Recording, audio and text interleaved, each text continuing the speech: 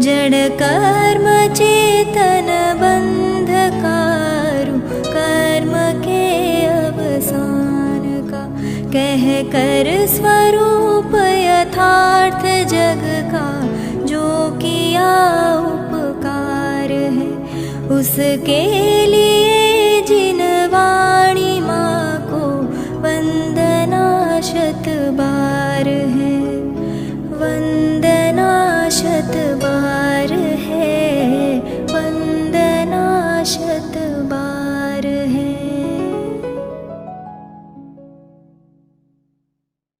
तमो गणी मंगलम कुंद कुंदार्यो जैन धर्मोस्तु मंगलम।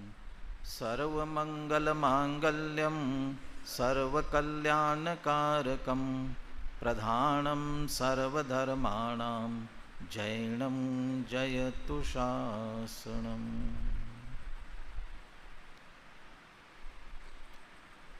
शिविर में विभिन्न विषयों की जो कक्षाएं चली, उनमें शास्त्री प्रथम वर्ष के लिए परमानंद स्तोत्र इस विषय पर भी कक्षा चली थी। उस कक्षा में इस स्तोत्र के 24 श्लोकों में से 19 श्लोक तक की चर्चा हो गई थी। मात्र 5 श्लोक और बाकी थे।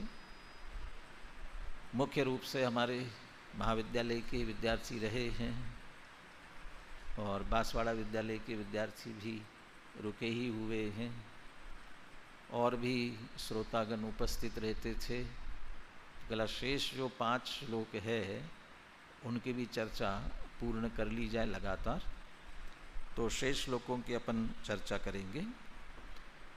आचार्य अकलंक देव द्वारा परमानंद की प्राप्ति के लिए परमानंद को प्राप्त परमात्मा के स्तुति पूर्वक परमानंद स्वरूप अपनी आत्मा का लक्ष्य कराने के लिए, ज्ञान कराने के लिए आध्यात्मिक दृष्टि से यह स्तोत्र लिखा हुआ है। परमानंद आत्मा का स्वरूप ही है। अनेकों बार इसको लिया और आज भी जो श्लोक आ रहा है उसमें भी पुनः उसका उल्लेख कर रहे हैं। ये स्वरूप है और यही सबका उद्देश्य है, लेकिन जिसके लक्ष्य से उसकी प्राप्ति होती है वहाँ तक हमारा उपयोग नहीं पहुँच पाता। कदाचित समझ लिया तो भी पुनः पुनः उसका ही स्मरण होना चाहिए, पुनः पुनः वही चित्त में आना चाहिए, लेकिन उधर उपयोग नहीं जा पाता। गद्य में पढ़े, चिंतन करे, मनन करे तो उतना मन कदाचित नहीं लगता, और वही पद्यात्मक हो तो थोड़ा मन भी लग जाता है और वो विशेषताएं पुनः पुनः दोहराने में आती। गद्य वाला पुनः पुनः बोलने में नहीं आएगा, अब पद्य होगा तो पुनः पुनः पाठ करने में भी आता है।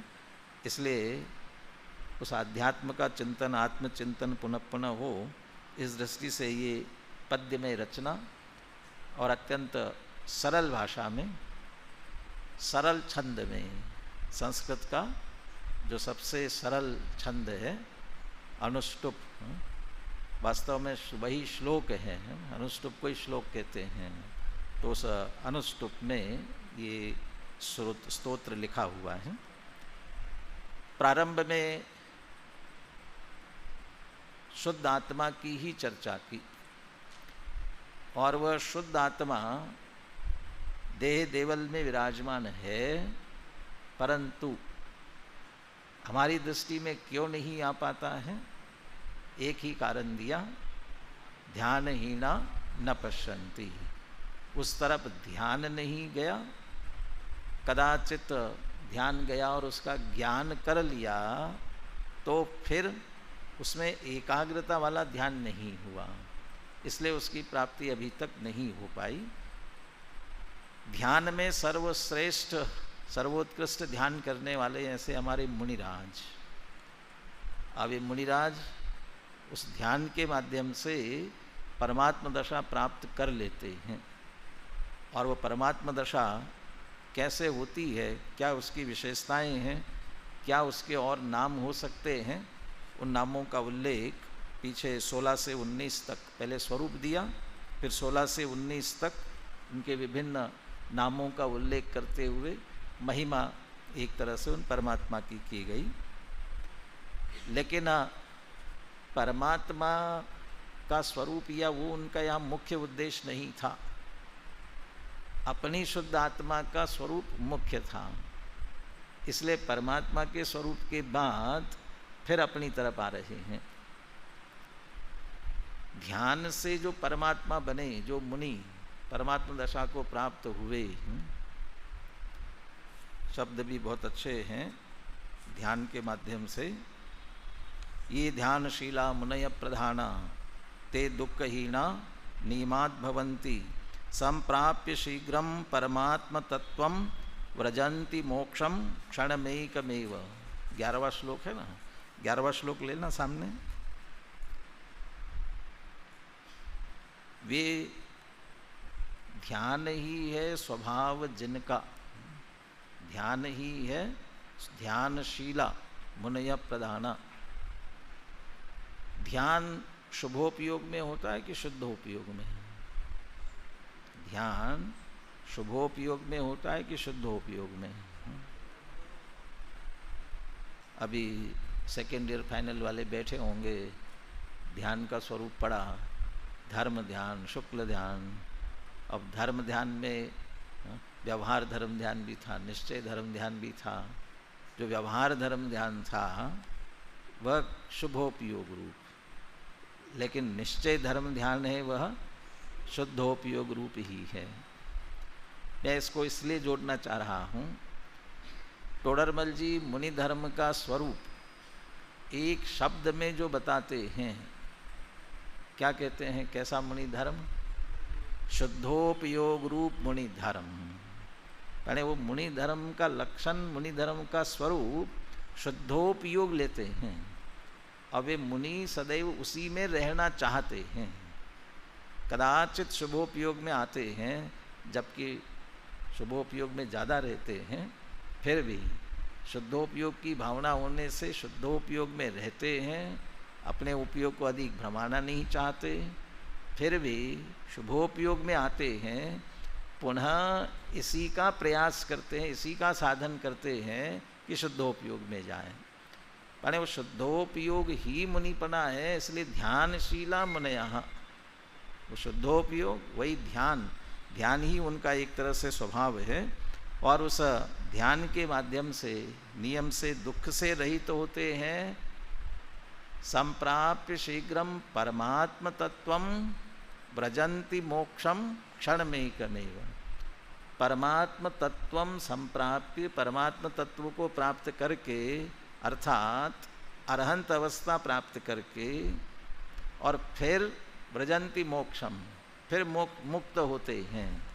टोडरमल जी ने भी अरहंत अवस्था की चर्चा करने के बाद, अरहंत परमेष्टि की चर्चा करने के बाद, जब सिद्ध परमेष्टि की चर्चा करते हैं तब यही कहते हैं, प्रक्रिया संक्षेप में दोहराते हैं। और इस प्रकार अरहंत दशा प्रकट करने के बाद कुछ काल वहाँ रहकर फिर 4 आघाती कर्मों का भी नाश होने पर वो जो बाकी शेष धर्म थे, वो भी चर्चा आएगी आगे, वह अमूर्तिकत्वादि गुण वे अपने पूर्णता को प्राप्त हुए, निर्मलता को प्राप्त हुए, स्वरूप को प्राप्त हुए, देहादि से रहित होकर के स्थिति बनी। माने अरहंत दशा में रहकर कुछ काल पश्चात सिद्ध बने। यहाँ भी मुनिराज की दोनों बातें ली। संप्राप्य परमात्म तत्वम, अरहंत बने, फिर व्रजन्ति मोक्षम, मुक्ति को प्राप्त होते हैं। माने परमात्मा की 2 अवस्था है, एक अरहंत अवस्था और दूसरी सिद्ध अवस्था। 2 तरह के परमात्मा कहलाते हैं ना, कौन कौन से? सकल परमात्मा और निकल परमात्मा। तो सकल परमात्मा अरहंत परमेष्ठी और निकल परमात्मा सिद्ध परमेष्ठी। अब वो अरहंत परमेष्ठी और सिद्ध परमेष्ठी इन दोनों की बात करते हुए फिर अपनी आत्मा की तरफ ही आते हैं। तो उसी परमात्मा की चर्चा करने के बाद अब 20 नंबर का श्लोक, जिसमें अरहंत भगवान की बात की और उसके तत्काल बाद सिद्ध भगवान की चर्चा भी प्रारंभ की। 20वां श्लोक। परमाह्लाद संपन्नम रागद्वेष विवर्जितम अरहंतम देह मध्ये तु यो जानाति स पंडिता। ये भी एक सबको पंडित बनाना चाहते हैं अकलंक देव, और पंडित बनने का वास्तविक उपाय, वास्तविक पंडित कौन है, ये बात भी इसमें रखते हैं। जैसे ध्यान की चर्चा आई उसी तरह पंडित की चर्चा भी आई, उतनी बार ही कदाचित पंडित की चर्चा भी आई। अरहंतम, अरहंत भगवान कैसे हैं? परम आह्लाद संपन्नम, परम आह्लाद संपन्न है। 3 शब्दों का प्रयोग किया। कौन कौन से? सबसे पहले शब्द किया परमानंद संयुक्तम, परमानंद। फिर अनंत सुख संपन्नम, अनंत सुख शब्द का भी प्रयोग किया। और अब कर रहे हैं परम आह्लाद संपन्नम, परम आह्लाद संपन्न। कुछ अंतर है। परमानंद, अनंत सुख, परम सुख भी कह लो, अनंत सुख कह लो। और अब ले रहे हैं आह्लाद, परम आह्लाद संपन्नम। सुख, आनंद और आह्लाद तीनों एक ही है कि कुछ अंतर है? अच्छा, अनंत भगवान 4 घाती कर्मों का अभाव हुआ तो क्या प्रकट हुआ? अनंत चतुष्टय प्रकट हुआ। तो अनंत चतुष्टय प्रकट हुए, उसमें क्या क्या आया? अनंत ज्ञान, अनंत दर्शन, अनंत सुख और अनंत वीर्य। तो अनंत सुख आया, तो परमानंद कहो, परम आह्लाद कहो, है तो क्या? वह अनंत सुख ही है। उस अनंत सुख को ही अलग अलग नामों से कहा गया। जब हम उन गुणों की तरफ से देखते, अनंत चतुष्टय की तरफ से देखते हैं, तो हम कह सकते हैं कि एक तरह से ये पर्यायवाची जैसे हैं। परंतु जो नैगम आदि सप्तनय है ना, वो नैगम आदि सप्तनय में शब्दनय, शब्दनय क्या कहता है? शब्दनय की अपेक्षा कोई पर्यायवाची नहीं होता है। यदि शब्द अलग है तो उसका भाव, उसका वाच्य अलग है। तो यदि परम आनंद कह रहे हैं, सुख कह रहे हैं, आह्लाद कह रहे हैं, तो शब्दनय की अपेक्षा तो अंतर होना चाहिए। तो क्या अंतर है? मैं संस्कृत की डिक्शनरी, हिंदी की डिक्शनरी सब देखने की कोशिश की, अलग अलग शब्द आए हैं, तो कुछ भाव, कुछ अंतर तो होगा। लेकिन वहाँ तो यदि आनंद की बात आई है तो सुख हर्ष उसके साथ जोड़ा, सुख की बात आई तो आनंद और हर्ष उसके साथ जोड़ दिया। आह्लाद तो स्पष्ट रूप से मिला ही नहीं, न हिंदी में मिल पाया न संस्कृत में मिल पाया सीधा आह्लाद शब्द। लेकिन भावों की दृष्टि से भले ही यदि अनंत चतुष्टय में लेते हैं तो वहाँ तो एक ही तात्पर्य है, उसी रूप में है। लेकिन यदि भाव के रूप में अलग अलग लेना चाहें, सुख के लिए जरूर ये लिया अनुकूलता लगना, जो हम अनुकूल चाहते हैं, जो हम चाहते हैं उसकी प्राप्ति हो, और जब वह जो चाह रहे हैं उसकी प्राप्ति हुई हमारे लिए अनुकूल, जैसे अनुकूल वेदनीयम सुखम कहते, अनुकूलता का वेदन करना। मुनिराज क्या चाहते थे? मुनिराज क्या चाहते थे? सुख चाहते थे। कैसा सुख चाहते थे?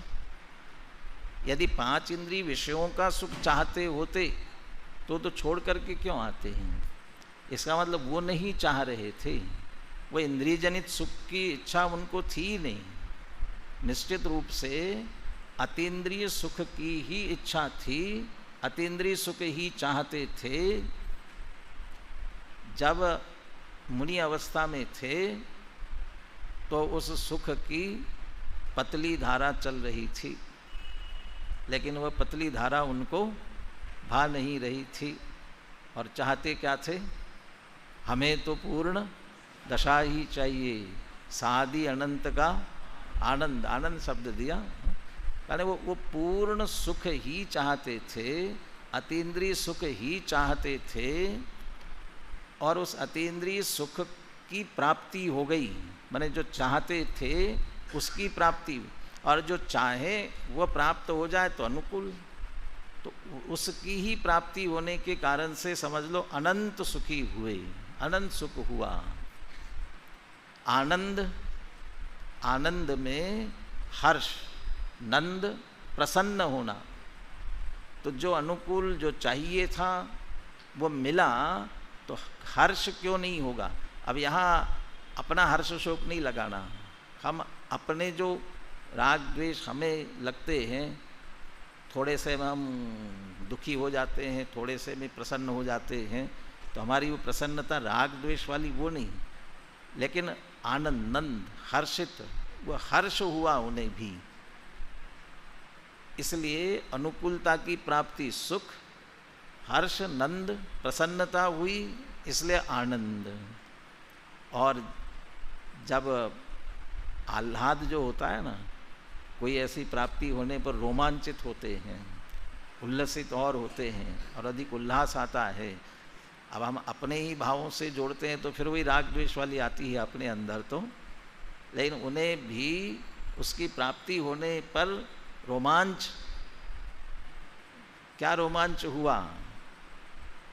देह परम औदारिक हो गई, 5000 धनुष ऊपर पहुंच गई। और ये जो परिवर्तन हुए समझ लो, ये आह्लाद की स्थिति। उत्सव तो दूसरों ने मनाया, लेकिन उनके लिए भी एक आह्लाद की स्थिति बनी, तो उसकी ओर से देखते हैं तो परम आह्लाद कह सकते हैं। सुख और शांति की बात जब करते ना, सुख और शांति की, सुख सुख नाम का गुण है, और सुख गुण की सुख पर्याय है, और शांति निराकुलता, ये कषाय के अभाव में चारित्र गुण की पर्याय कह सकते। शांति निष्कषाय दशा, शांत दशा। अब उसमें से सुख और आनंद ऐसा थोड़ा बहुत अंतर करो तो उसके साथ जोड़ सकते हैं। आकुलता दुख है, निराकुलता सुख है, ऐसे अलग अलग थोड़ा थोड़ा जोड़ करके आप जोड़ सकते हैं। यहाँ पर अनंत भगवान का पहला विशेषण, क्योंकि प्रयोजन है, इसलिए परम आह्लाद संपन्नम। कैसे हैं? परम आह्लाद संपन्न। लेकिन ऐसी दशा आने के लिए हमें क्यों नहीं हो रहा है? राग द्वेष विवर्जितम, क्योंकि वे राग द्वेष से रहित है। माने राग द्वेष के कारण से आकुलता और दुख, और उस राग द्वेष का पूरा अभाव हुआ, इसलिए वह परम आह्लाद संपन्न हुए हैं। तो परम आह्लाद संपन्नम राग द्वेष विवर्जितम। और इसी में लगाना चाहो तो अनंत चतुष्टय भी लगा सकते हो। कैसे अनंत चतुष्टय कैसे लग पाएगा? राग द्वेष विवर्जितम, ये है मोह क्षयात। मोह का क्षय हुआ, और मोह का क्षय होते ही, वास्तव में तो मोह का क्षय होते ही राग द्वेष विवर्जित और परम आह्लाद संपन्नम हो गया। लेकिन वहीं नहीं रुके ना। मोह क्षयात ज्ञान दर्शनावरणांतराय क्षयाच केवलम। ज्ञानावरण दर्शन और अंतराय का भी क्षय हो गया, इसलिए अनंत ज्ञान, अनंत दर्शन, अनंत सुख और अनंत वीर्य वो उसमें शामिल हैं। इसी में, इन्हीं दो बातों में सभी बातों को उसमें लगा लेना है। परिपूर्ण आनंद अनंत सुख, अनंत ज्ञान दर्शन इनके साथ ही जुड़ा हुआ, अनंत सभी के साथ में प्रकट भी हुआ अनंत सुख। अनंत ज्ञान के बिना उसका वेदन संभव नहीं है। कल्पना करो अनंत ज्ञान प्रकट हो गया और अनंत सुख प्रकट हो गया और अनंत ज्ञान नहीं है, तो अनंत सुख का वेदन बिना अनंत ज्ञान के कैसे कर पाएंगे? वो तो अनंत है और इधर अल्प ज्ञान है। हमारे में भी अनंत गुण है, क्यों नहीं जान पाते हैं? क्योंकि अल्प ज्ञान है। अल्प ज्ञान से अनंत गुण को नहीं जान पाएंगे। और अनंत सुख प्रकट हो जाए, सुख तो अनंत और जानने की मर्यादा अल्प ज्ञान की हो तो पूरा सुख का वेदन उठा ही नहीं पाते, उतना रह जाता। इसलिए वह अनंत सुख के साथ अनंत ज्ञान, अनंत दर्शन दोनों एक साथ में जुड़े हुए हैं। और टोडरमल जी इसके साथ जोड़ते हैं अनंत वीर्य सामर्थ्य जरूरी है। क्यों? इसके बिना ये जो सारी सामर्थ्य है इसे धारण करके रखना इतना संभव नहीं है। बिना वीर्य के बिना, बिना सामर्थ्य, उतना सामर्थ्य भी चाहिए। अनंत सुख, अनंत ज्ञान, ये सब जो प्रकट हुआ है इसको धारण करके रखने के सामर्थ्य भी चाहिए। इसलिए इन्हीं में वो बातें भी शामिल समझते हुए अरहंतम, राग द्वेष से रहित है, परम आह्लाद संपन्न है, ऐसे अरहंत भगवान। तो ये तो अरहंत भगवान है। लेकिन देह मध्य तो यो जानाति स पंडित। कहाँ जानते अरहंत भगवान को? देह मध्य। तो बराबर है, अभी अपन ने बात की थी, दो तरह के परमात्मा होते हैं। कौन कौन से? सकल परमात्मा और निकल परमात्मा। अरहंत भगवान कौन है? सकल परमात्मा। क्यों सकल परमात्मा है? देह सहित है ना, तो देह मध्य, तो देह में है, तो ये जानते हैं वो पंडित हैं। क्या यही अर्थ है? यही तात्पर्य है? नहीं है। तो क्या तात्पर्य है? और अरहंतम तो देह मध्य यो जानाति स पंडिता। यहाँ देह देवल में जो जानता है वो पंडित है। अकेला वहाँ जानने मात्र से काम नहीं चलेगा। वहाँ है ये तो अनेक बार जान लिया और इतना जानने से काम नहीं चला। टोडरमल जी वो तत्व विचार की महिमा करते हुए जो बात करते हैं, देखो तत्व विचार की महिमा। और तत्व विचार की महिमा, तत्व विचार रहित क्या क्या किया? तत्व विचार रहित देवादिक की प्रतीति करे, बहुत शास्त्रों का अभ्यास करे और व्रतादिक का पालन करे, तो भी सम्यक्त्व का अधिकारी नहीं है। और तत्व विचार वाला वो तो इनके बिना भी कहा, उनको उस पर जोर देना था इसलिए इस पर दिया। लेकिन वो देवादिक की प्रतीति करे का मतलब क्या? तत्व विचार रहित देवादिक की प्रतीति करे, माने ये अनंत भगवान है, ये सिद्ध भगवान है, इनका ये स्वरूप है और यही सच्चे हैं, इनके अलावा पूजनीय कुछ नहीं है, यही पूज्य है। और मैं सर कटा सकते हैं लेकिन इनके अलावा कहीं और झुका नहीं सकते। रागी देवी देवताओं के आगे नहीं झुका, इन्हीं के आगे, इसके अलावा और कहीं नहीं झुकेगा। ये देवादिक की प्रतीति, सच्चे देवादिक की प्रतीति, इतनी प्रतीति की, अब फिर भी सम्यक्त्व का अधिकारी नहीं है। तो क्यों नहीं है? शास्त्रों का अभ्यास किया, ये सब किया, तो क्यों नहीं है? सम्यक्त्व का अधिकारी नहीं है। और फिर सम्यक्त्व का अधिकारी कब? अब 80 नंबर की गाथा से जोड़ो इसको, प्रवचन सार की। क्या है मोक्ष का उपाय? क्या है? जो जानते अरहंत को द्रव्य गुण पर्याय से, वे जानते निजात्मा दृगमोह उनका नाश हो। माने अरहंत भगवान को जानते द्रव्य गुण पर्याय से, या समझ लो ऐसा जानते हैं परम आह्लाद संपन्नम राग द्वेष विवर्जितम, ये तो जाना। लेकिन उनको जानने का उद्देश्य क्या था? उनको जानने का उद्देश्य यही था कि उनको जानना है। अरे गृहस्थ के छठ कर्मों में सबसे पहला कौन सा कर्म है? देव पूजा। और देव पूजा, देव दर्शन, जिनेंद्र भगवान का दर्शन, ये देव पूजा, देव दर्शन करते हैं तो देव की पूजा करने के लिए, देव का दर्शन करने के लिए होती है या क्या उद्देश्य है उसका? मात्र इतना ही उद्देश्य है अकेला? वो जिनेंद्र भगवान की प्रतिमा जिन मंदिर में विराजमान की है, उनकी पूजा, उनकी भक्ति, उनके दर्शन करने के लिए इतना ही उद्देश्य है? मात्र इतना ही है? जो प्रतिष्ठा की जाती है, पंच कल्याण किया जाता है, वो प्रतिष्ठा करते समय, वो पंच कल्याणक करते समय जिन मंदिर में प्रतिमा विराजमान की जा रही है, उसका उद्देश्य उस प्रतिष्ठा पाठ में भी लिखा। क्या उद्देश्य है? प्रतिष्ठानम प्रतिष्ठा च स्थापनम तत्प्रतिकृति तत्समान आत्मबुद्धित्वात् तद अभेदस्तवादिषु। तत्समान आत्मबुद्धित्वात् तद अभेदस्तवादिषु। ये प्रतिष्ठापनम प्रतिष्ठा च स्थापनम तत्प्रतिकृति, जो भी नाम दिया जाए, ये जो विराजमान किया जा रहा है या प्रतिष्ठा की सारी विधि की जा रही है, उसका उद्देश्य क्या है? तत्समान आत्मबुद्धित्वात्।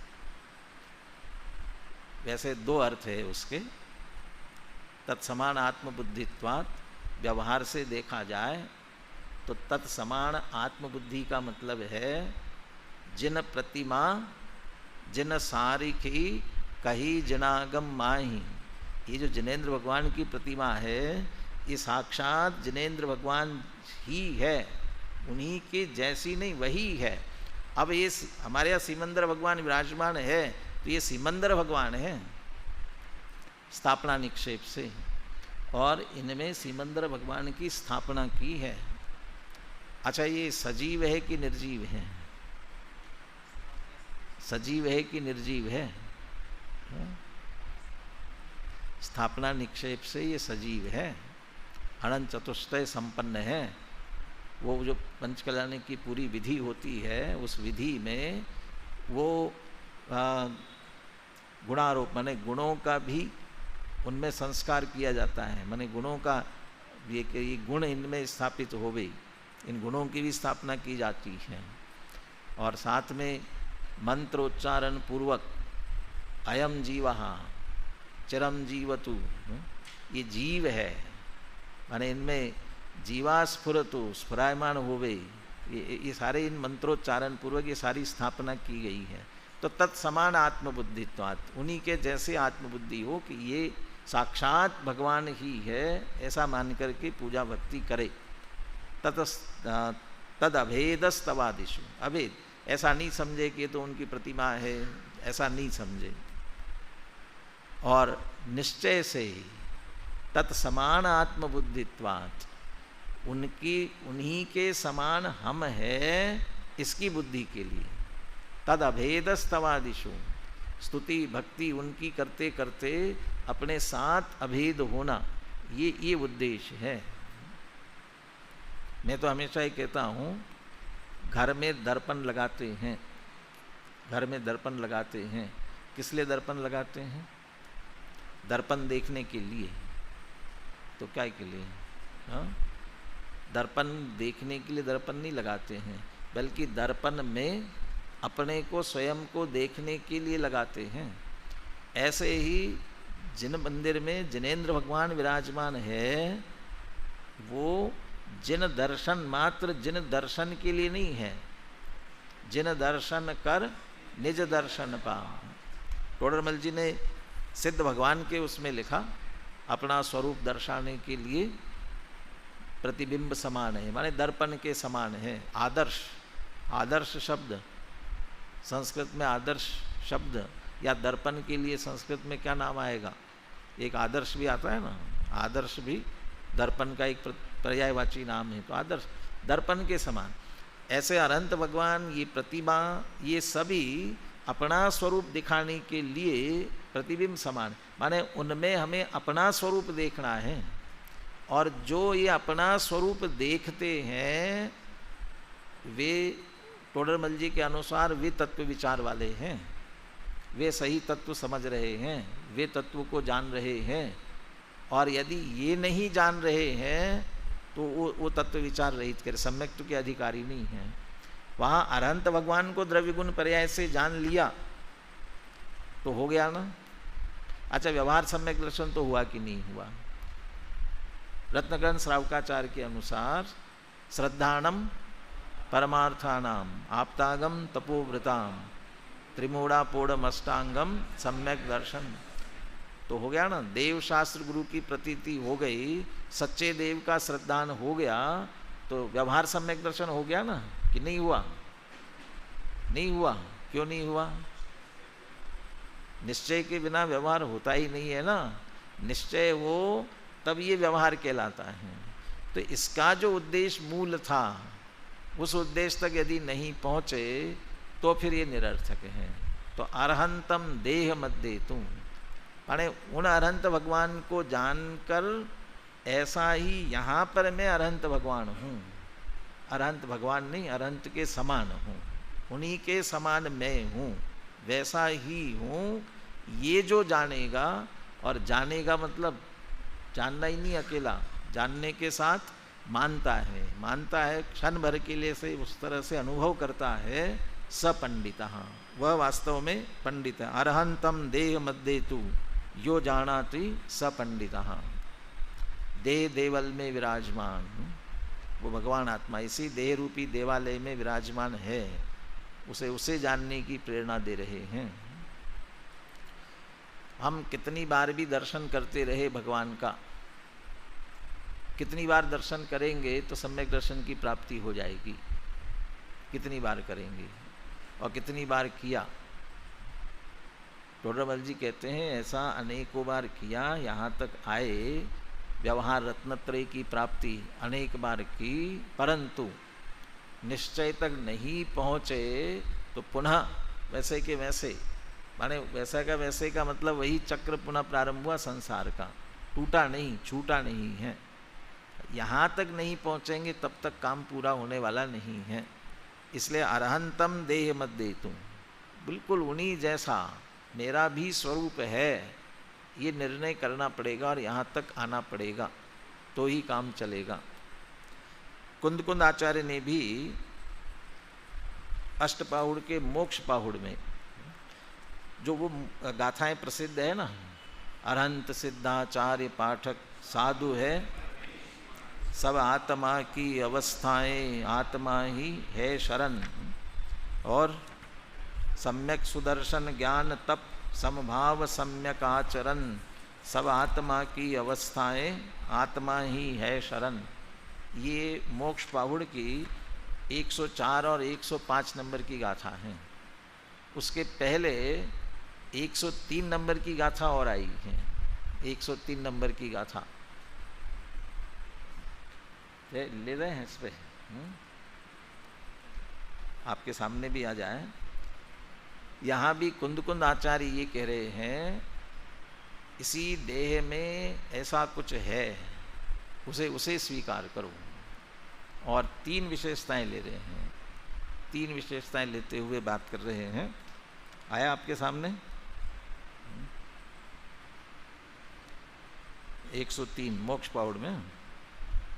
चलिए मैं जब तक पढ़ता हूँ फिर आ जाए आप सामने, उसको देखना। नवी जम नवि जय झाई जय झाई ये अणवरयम थुवंते थुणि जय देहत्थम किंपितम मुण। आ गया? हाँ, नहीं ले पाया अभी तक?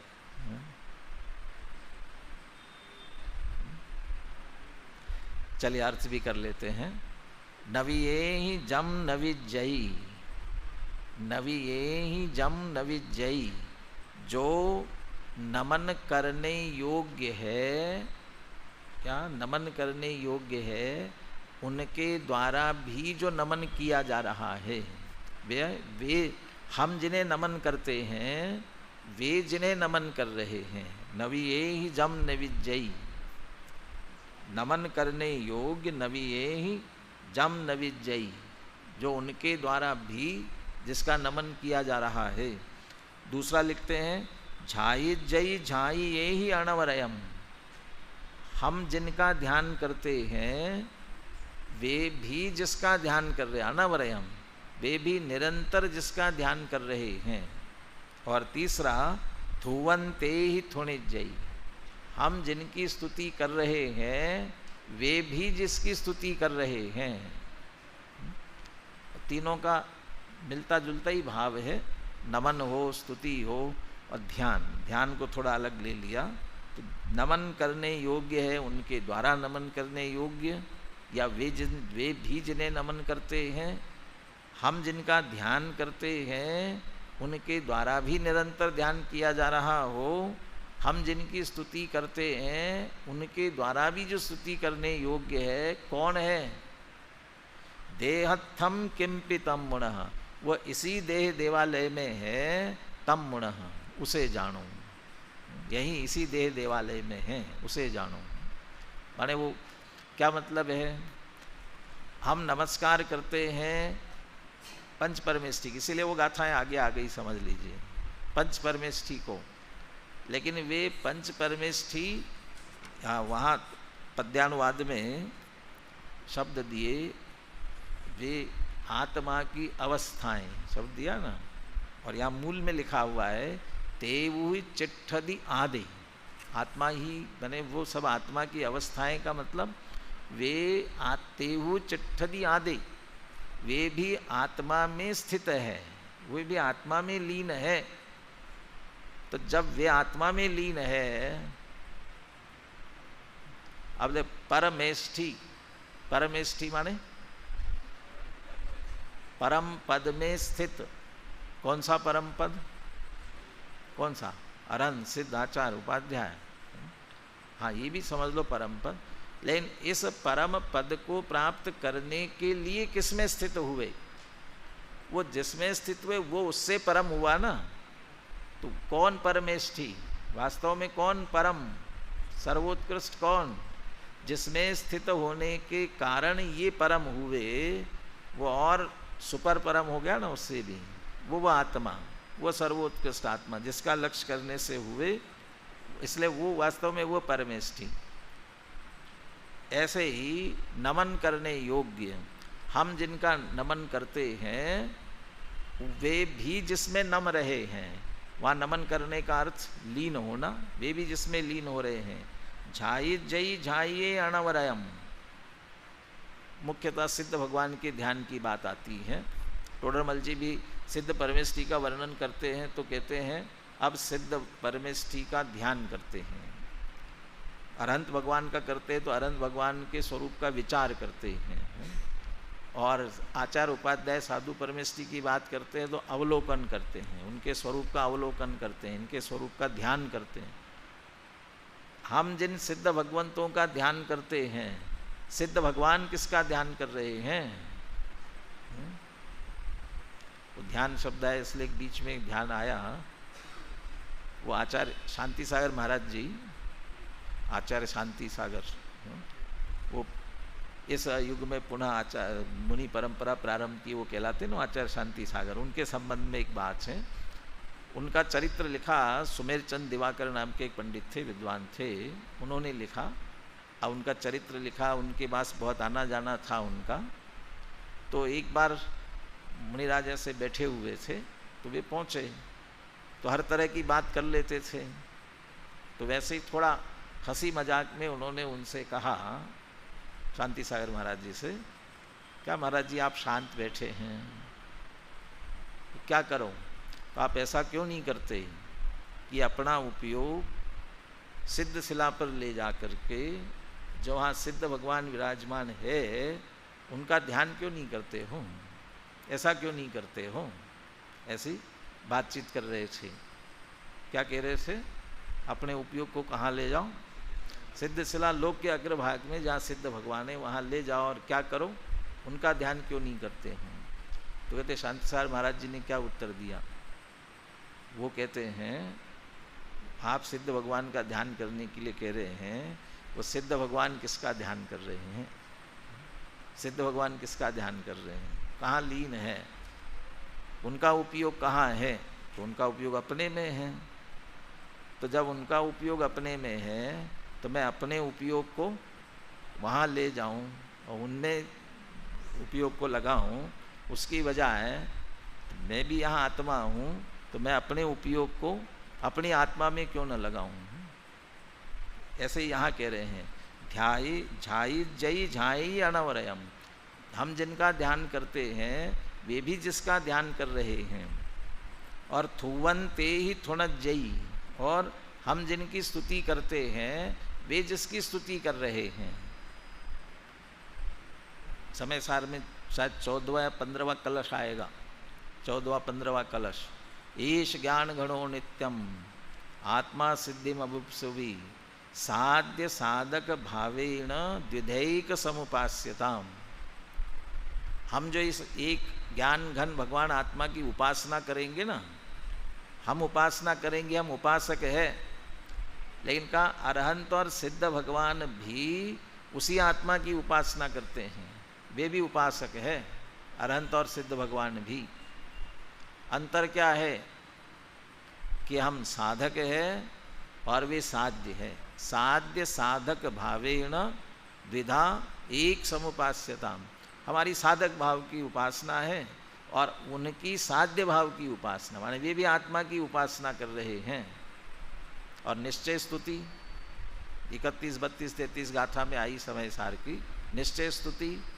तो निश्चय स्तुति में भगवान है नहीं कहीं, अपना आत्मा ही भगवान आत्मा है।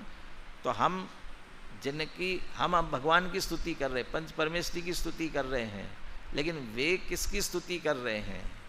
स्तुति, प्रशंसा, बहुमान, लीन होना, तो वे अपनी आत्मा में लीन है। कहते वो आत्मा नमन करने योग्य के द्वारा नमन करने योग्य, ध्यान करने योग्य के द्वारा ध्यान करने योग्य, स्तुति करने योग्य के द्वारा स्तुति करने योग्य, देहत्थम किंपि तम मुणः, ऐसा इसी देह में है तम मुणः, उसे मानो, उसे जानो। और उसको जानना, यो जानाति स पंडिता, वो वास्तव में पंडित है, अर्थात सम्यक ज्ञान और सम्यक दर्शन की प्राप्ति का कारण है। जो गुरुदेव श्री के ये वाक्य आते हैं, हूँ परमात्मा छू एम नक्की कर, हूँ परमात्मा छू एम निर्णय कर, हूँ परमात्मा छू एम अनुभव कर, ये जो जिस प्रवचन के अंश है, ये किसी ज्ञान कल्याणक के अवसर के प्रवचन के अंश है। उसी प्रवचन में आगे पीछे पूरा सुनेंगे तो बात यहाँ चल रही है, ये जो समशरण में विराजमान परमात्मा है, ये परमात्मा है, ऐसा निर्णय पक्का किसका? ये परमात्मा है, ऐसा सच्चा निर्णय किसे है? तो इसी के आगे पीछे ये कहा हुआ है, जिसे देह देवल में विराजमान आत्मा परमात्मा है, ऐसा जिसे निर्णय हुआ है, उसका ये निर्णय सच्चा है। माने अरहंत भगवान को जानना वास्तव में वही जान सकता है जो भेद विज्ञान पूर्वक अपनी आत्मा को जानता है। टोडरमल जी भी देव शास्त्र गुरु का अन्यथा रूप वाली जो बात लेते हैं, देव भक्ति का अन्यथा रूप, गुरु भक्ति का अन्यथा रूप, जो बहिर्दृष्टि वाला है, जिसे आत्मा का अनुभव नहीं है, भेद विज्ञान नहीं है, वो बाहर के ही रूप को देखकर देव मानेगा, गुरु मानेगा। ये नग्न दिगंबर है, दया का पालन करते हैं और जो बाकी सारे बाह्य विशेषताएं हैं, 28 मूल गुणों का पालन करते हैं, ऐसे देव में भी ये बाहर का रूप। भक्तामृत स्तोत्र में जितना विश्लेषण किया, अधिकतर अंदर की बात भी है, बिल्कुल ही नहीं ऐसा नहीं है। तो वो जो बाहर का रूप है, तो जैसे भेद विज्ञान नहीं है, वो उसी रूप को मान करके ये देव ऐसा समझ लेगा। लेकिन जिसे भेद विज्ञान है और आत्मा का भान है, वो वहाँ भी ये जानेगा ये जो देह दिख रही है, ये अनंत भगवान नहीं है। ये जो मुनिराज की देह दिख रही नग्न दिगंबर, ये मुनि नहीं है, ये गुरु नहीं है। ये जो चार घाती कर्म के अभाव पूर्वक अनंत चतुष्टय संपन्न आत्मा है, ये अरहंत है वास्तव में। तीन कषाय चौकड़ी के अभाव पूर्वक व्यक्त वीतरागता जिस आत्मा में हुई है, वो निर्मल आत्मा, वो गुरु है, वो समझेगा। वह आत्मा को जानता है तो वहाँ भी उस आत्मा को ही समझेगा।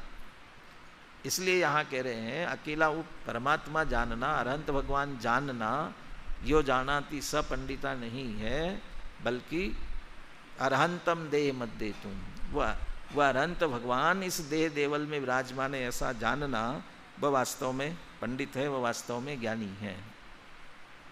इसमें एक पाठ भेद है इसी श्लोक के संदर्भ में, पीछे भी एक पाठ भेद था, देह चिंता और मोह चिंता शब्द था ना, ऐसे यहाँ भी एक पाठ भेद दिया है, ये 20 नंबर में, सोहम देह मध्येशु यो जानाति स पंडिता, सोहम। अब वो तात्पर्य तो वही हुआ, ये स्वरूप जो ऊपर कहा गया है वह अरहंतम, और वो इस देह देवालय में विराजमान है, वैसा ही स्वरूप है, इसके लिए कहो। और दूसरा का सोहम देह मध्येशु, तो परम आह्लाद संपन्नम राग द्वेष विवर्जितम, और सो अहम, अर्थात ऐसी जो अरहंत दशा हुई है वही मैं हूँ, तो ऐसा अनुभव करना, अर्थात वैसा ही शुद्ध आत्मा मैं हूँ, ऐसा जिन्हें निर्णय है, यो जानाति स पंडिता, वह वास्तव में पंडित है। चूँकि अपन ने अरहंत भगवान के साथ इतनी बात कर ली ना, अब सिद्ध भगवान के साथ इतनी बात करने की जरूरत नहीं पड़ेगी, क्योंकि जैसा अरहंत के साथ एकत्व स्थापित करने की बात की गई है, ऐसे ही सिद्ध भगवान के साथ भी वहाँ भी यो जानाति स पंडिता कहने वाले हैं। बस अकेला वह बाहर में अरहंत भगवान का जो स्वरूप था वो थोड़ा बदलेगा, वो सिद्ध भगवान के स्वरूप के रूप में आएगा। फिर ऐसे सिद्ध भगवान के समान वो मैं शुद्ध आत्मा हूँ, वो जो निर्णय करते हैं वह वास्तव में ज्ञानी है, सम्यक दृष्टि है, सम्यक दर्शन की प्राप्ति है। और जहाँ सम्यक दर्शन की प्राप्ति हुई वहाँ से परम आनंद का अंश प्रकट हो गया, प्रारंभ हो गया। परम आनंद का अंश प्रारंभ माने प्रकट होना प्रारंभ हो जाता है। अपन दोहराते हैं, मैं पढ़ता हूँ, इसका अर्थ पढ़ता हूँ। परम आह्लाद युक्त राग द्वेष रहित अरहंत देव को जो ज्ञानी पुरुष अपने देह रूपी मंदिर में विराजमान देखता व जानता है, वस्तुतः वही पुरुष पंडित है, ज्ञानी है। एक दोहा भी आता है, याही देह देवल में, याही देह देवल में केवली स्वरूप देव, ताकि कर सेव मन कहाँ दौड़े जात हैं। एक घड़ी आधी से भी आठ, एक घड़ी आधी से भी आठ, जो आत्म अनुभव करे कटे कोटि अपराध। तो यही देह देवालय में केवली स्वरूप, इसी देह रूपी देवालय में केवल स्वरूप आत्मा है, उसको जानने की प्रेरणा देते हैं। फिर से ले लिएगा 20वें नंबर का श्लोक। बोलिए, श्लोक और पद्यानुवाद बोल के पूरा करते हैं।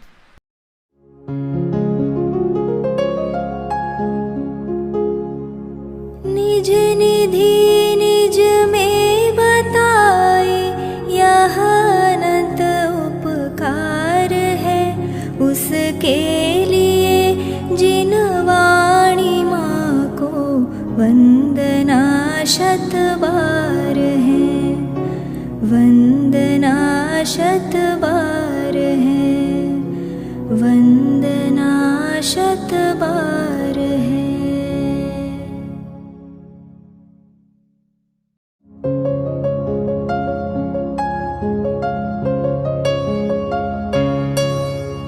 हे जिन वाणी भारती तो ही जपो दिन रैन, जो तेरी शरणा गहे सो पावे सुख चैन।